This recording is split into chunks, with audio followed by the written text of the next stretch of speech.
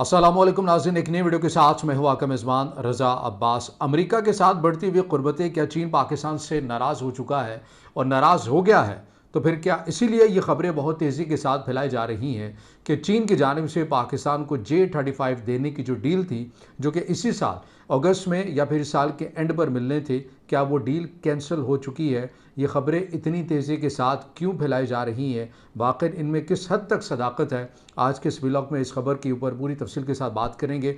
इसके साथ साथ अफ़गानों को बड़ी खामोशी के साथ बसाने का मंसूबा था, ये मंसूबा लीक हुआ है, किसने बनाया था और किन लोगों के लिए था? ये दोनों बड़ी अहम खबरें हैं जो कि आज के इस व्लॉग में आपके सामने रखेंगे। मगर उससे पहले आपसे दरख्वास्त कि वीडियो को लाइक और चैनल को सब्सक्राइब ज़रूर कीजिएगा। तो पहले इसी खबर से आगाज़ करते हैं कि जो अफ़गानों को बसाने का मंसूबा था, ये किसका था?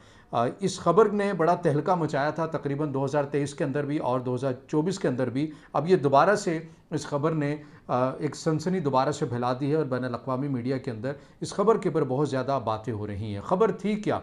खबर ये थी कि बरतानिया ने अफ़गान तालिबान के आ जाने के बाद, इक़्तिदार संभाल लेने के बाद, अपने उन लोगों को, अपने उन अफ़गान बाशिंदों को जिन्होंने अफ़गानिस्तान के अंदर ही वहाँ पर रहते हुए बरतानिया की फ़ौज के लिए खसूसी तौर के ऊपर किरदार अदा किया। ज़ाहिर है बरतानिया की फ़ौज ख़ुद अपनी हैसियत में तो वहाँ नहीं लड़ रही थी। नेटो चूँकि इत्तेहादिया पूरा एक तमाम जो नेटो आपको लड़ती हुई नज़र आ रही थी, तो बरतानिया ने यह फ़ैसला किया कि गो कि अमेरिका इस पॉलिसी से पीछे हट गया, लेकिन हमने इन अफ़गानों को बसाना है और बिलख़ुसूस उन अफ़गान बाशिंदों को अपने मुल्क में बसाना है जो ट्रांसलेटर का किरदार उन्होंने अदा किया या जिन्होंने बड़ी खामोशी के साथ हमें इंफॉर्मेशन लीक करते रहे, तालिबान की मूवमेंट से मुतल्लिक हमें बताते रहे।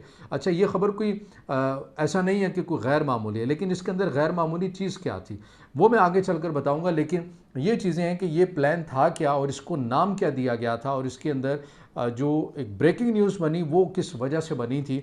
उससे पहले ये जान लें कि ये जो प्रोग्राम बना था ये बनाया कब गया था। इसमें जो बताया गया वो ये बताया गया कि Afghan relocation and assistance policy ARAP का नाम दिया गया था। अब ये जहाँ पर आगे नाम आएगा मैं इसका एब्रीवेशन ही लूँगा। ARAP आपने माइंड में रखना है कि इसका पूरा जो नाम है वो क्या है।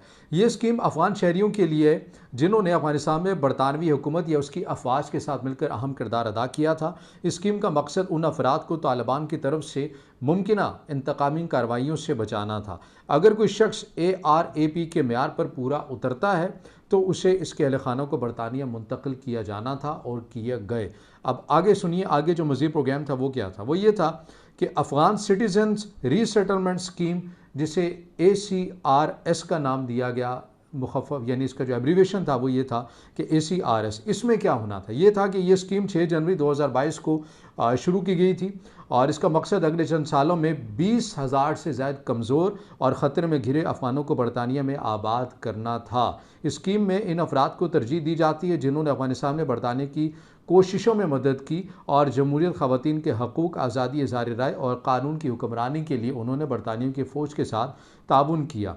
अब अच्छा, ये तो वो प्रोग्राम हो गए हैं जो मैंने आपके सामने रखे हैं। अब इसके अंदर एक ताज़ा तरीन भी खुफिया जो मनसूबा था वो ये बनाया गया था, अफ़गानिस्तान रिस्पॉन्स रूट। ताज़ा तरीन ख़बरों के मुताबिक बरतानवी हुकूमत ने एक खुफिया मनसूबे के तहत हज़ारों अफ़गानों को बरतानिया मुंतकिल किया।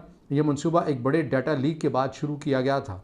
अच्छा, अब यहाँ से असल ख़बर जो है वो शुरू होती है। ये एक मुख्तसर सी तारीफ़ थी कि प्रोग्राम कौन से थे, आपको समझा दिया। अब ख़बर क्या थी? ख़बर ये थी कि जब बरतानिया की जानिब से बड़ी खामोशी के साथ इस मंसूबे के ऊपर अमल दरामद किया गया तो किसी ने, यानी अब वो बरतानिया का ख़ुद ऑफिशियल भी हो सकता है या कोई और ज़रा भी हो सकता है, लेकिन बहरहाल ये हुआ कि उसने ये तमाम की जो इन्फॉर्मेशन है वो सोशल मीडिया के ऊपर लीक कर दी। यानी इन्फॉर्मेशन क्या थी? इन्फॉर्मेशन ये थी, अब ये आप अपने जहन में रखिए, ये कोई आम अफ़गान शहरी नहीं थे, ये बल्कि वो अफ़गान शहरी थे जिन्होंने अफ़गानिस्तान में रहते हुए, अपने मुल्क में रहते हुए गैर मुल्की फ़ौज की मदद की थी। ये नुक्ता समझने वाला है कि अपने मुल्क में रहकर गैर मुल्की फ़ौज की इन्होंने मदद की थी और इसी कंडीशन के ऊपर कि कल को आप हमें अपने मुल्क में बसाएंगे या हम अपने ही मुल्क में रहें तो आप हमें वसाइल देंगे। इस कंडीशन के ऊपर अफ़गान शहरियों ने, ये तकरीबन जो नंबर्स है ये 6,900 और ये बढ़कर 15,000 या 10,000 नंबर भी हो सकता है, इतने अफ़गानों को बरतानिया मुंतकिल किया गया। अब ज़्यादा जो हसास बात वो ये होगी कि किसी ने इनके नाम कि ये अफ़गानिस्तान में कहाँ रहते हैं, इनके नाम क्या है, इनकी पूरा जो डाटा है, जैसे हम कहते हैं ना कि आईडी कार्ड, वो तमाम के तमाम कुछ का सोशल मीडिया के ऊपर, बिलखसूस फेसबुक के ऊपर लीक कर दिया। अब बरतानिया के जो ऑफिशियल इंटेलिजेंस हुकाम है उन्हें तशवीश होगी कि कल को हमारा कुछ साथ नहीं देगा, हमने तो गारंटी दी थी कि हम इनकी शनाख्त को छुपाएंगे, हम इन्हें सिक्योर रखेंगे, हमने वहाँ से निकालना है।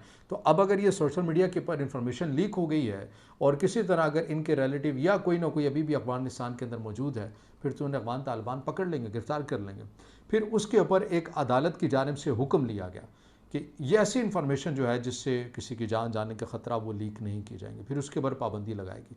अब कहा जा रहा है कि इसके अंदर रिलैक्सेशन कर दी है, वो भी इसलिए कि इन तमाम अफगान बशिंदों को बरतानिया में मुंतकिल कर दिया है और इन्हें वहाँ पर बसा दिया। और ये वही प्रोग्राम है जिसके तहत अमेरिकी सदर डोनाल्ड ट्रंप ने इन अफगान शहरियों को लेने से इनकार कर दिया था, जिन्होंने अपने मुल्क में रहते हुए गैर मुल्की फ़ौज की मदद करने की कोशिश की थी। अमेरिका ने बहरहाल इनकार किया, लेकिन बरतानिया ने इन्हें खामोशी के साथ अपने मुल्क में बसाया और एक तवील सिलसिले के बाद बसाया। और अब चूँकि बरतानिया का कहना है कि अब इस प्रोग्राम को बंद कर दिया गया है, जितनों को हम बसा सकते थे हमने बसा लिया है।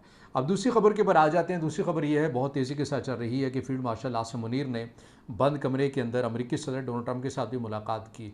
फिर उसके बाद पाकिस्तान के जो एयर चीफ़ हैं वो भी वहाँ जाते हैं, वो भी मुलाकातें करते हैं। अमेरिका के जो अस्करी हुकाम हैं उनके साथ मुलाकातें होती हैं। फिर ये खबर निकल कर सामने आती है कि पाकिस्तान ने अमेरिका की जानिब से पाकिस्तान के ऊपर जो पाबंदी आयद की गई थी F-16 की मद में, उनके स्पेयर पार्ट्स की मद में, उनकी मेंटेनेंस के हवाले से या मज़ीद लेने के हवाले से, वो पाबंदी भी हटा ली है। ऐसी बहुत सारी तवातुर के साथ अमेरिका के साथ पाकिस्तान की जो क़ुर्बतें हैं वो आपको बढ़ती हुई नज़र आई। ईरान के मामले के ऊपर अमेरिका की जानिब से पाकिस्तान को ही इंगेज किया गया कि आप किसी तरह ईरान को टैकल करें, हैंडल करें और हमारी इस तमाम मामले के ऊपर मदद करें। तो इन तमाम चीज़ों से इसमें तो कोई शक नहीं है कि चीन कहीं ना कहीं आपसे खफा ज़रूर था। खफा इन सेंस इस तरह कि वो बात की जा रही थी, अपने तहफ़्फ़ुज़ात का इज़हार किया जा रहा था, कहीं ऐसा ना हो कि वक्ती तौर पर इस चक्कर के आप जो हैं वो एक बड़ा मामला या बड़ी मुश्किल आप पैदा कर लें।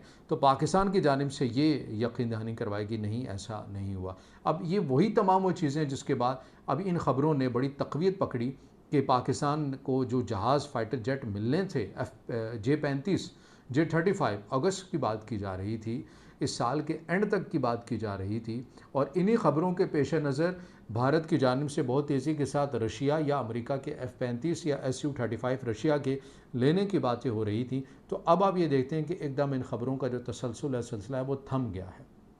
वजह क्या है? वजह यह है कि क्या वाक़ई अमेरिका के साथ बढ़ती हुई क़ुर्बतें वजह हैं या फिर कोई और वजह है? अमेरिका के साथ बढ़ती हुई क़ुर्बतों के मामले के ऊपर पाकिस्तान ने चीन को एतमाद में लिया है और ये बिल्कुल मुस्तनद ख़बर है और इसके ऊपर चीन ने एग्री भी किया है। चीन ने एग्री भी किया। अब J-35 के हवाले से ख़बर कहाँ से निकल कर आई?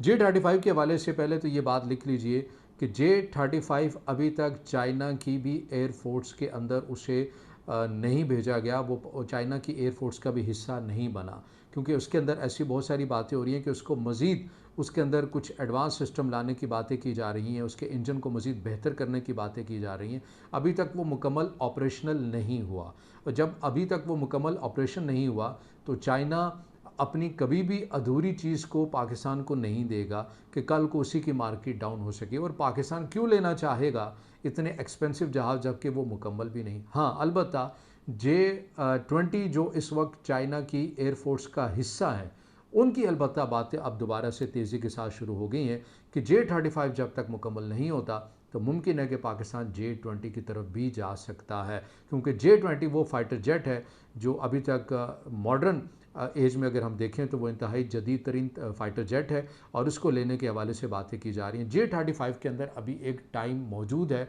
और यही वो वजह है कि चाइना ने इन तमाम ख़बरों की तरदीद की है कि ये जो रूमर्स फैलाए जा रहे हैं कि पाकिस्तान अमेरिका के करीब हुआ, चाइना ने J-35 से हाथ खींच लिया, इस खबर के अंदर कोई सदाकत नहीं है, बल्कि ये अभी तक ये जो फ़ाइटर जेट है ये मुकम्मल जो है कम्प्लीटली ऑपरेशनल हुआ ही नहीं है। जब होगा तो फिर इसको डिलीवर करने की बात होगी। अभी तक जो जदीद फ़ाइटर जेट है वो J-20 है। इस हवाले से पाकिस्तान अपनी दिलचस्पी का इजहार भी रखता है और मुमकिन है कि J-35 को अगर ज़्यादा टाइम हुआ तो फिर पाकिस्तान J-20 की तरफ भी जा सकता है।